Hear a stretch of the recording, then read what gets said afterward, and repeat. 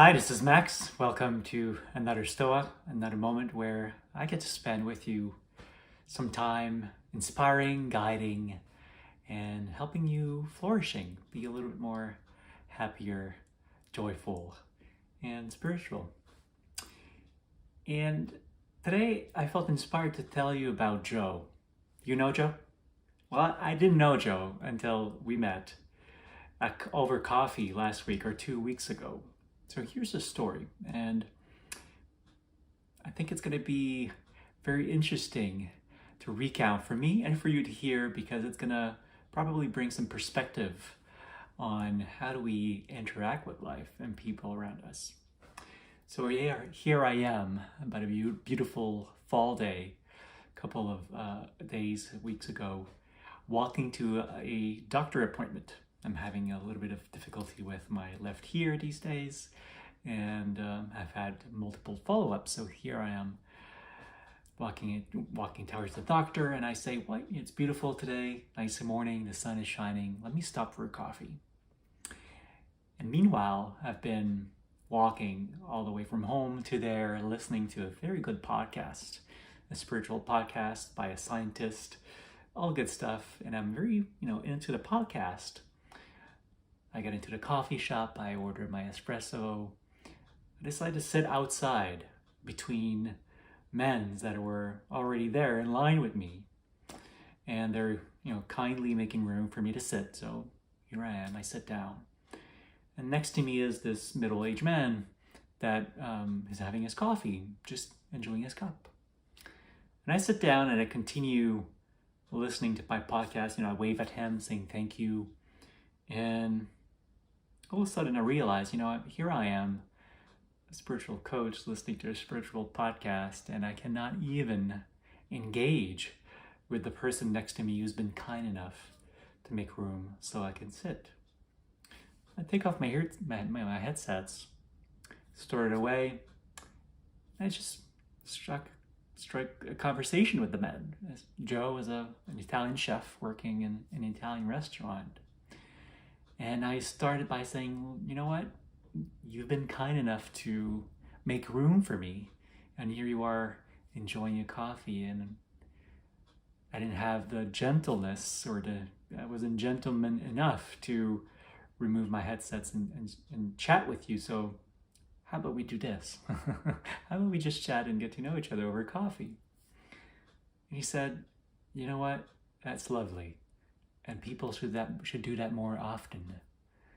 And he started telling me about his life and his daughter and his work and the people that he knows that I actually know as well.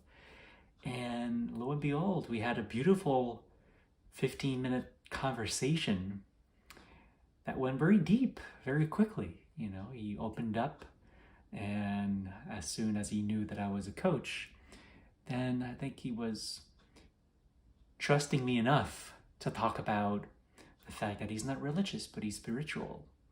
And he started to share how he sees life with me. And it was just beautiful.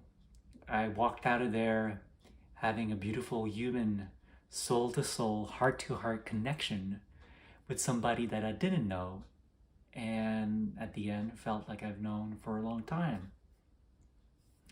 And isn't it what life is all about?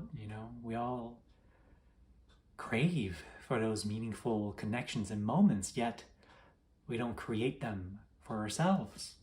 Here we are with our headsets and podcasts and YouTubes and Facebooks and Instagram and whatnot.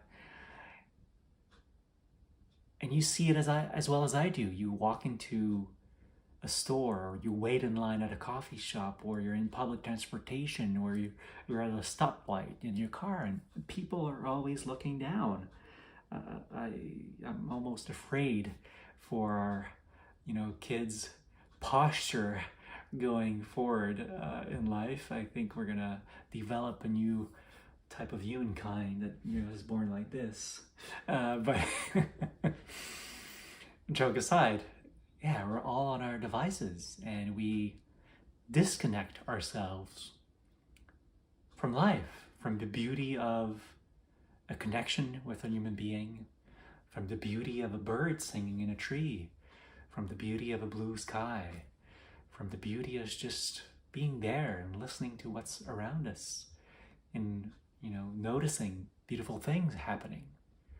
Because we are too focused on this, which is in turn really for us, Why are we engaged so much in this device and this self-centeredness that it creates? So disconnecting from our devices, our self-centeredness perhaps at times, can actually bring us closer to our true essence, which is one of pure joy and love. And that's what I found in Joe and my encounter with them. And the reason why I wanted to share it with you, because it is my deepest belief that if we would all disconnect from what is not a true connection, after all, we would flourish much more and maybe rekindle with a sense of community and relationships that we've lost. And I think we're in an era that is highly performance driven and technology driven, and there's tremendous beauty in that.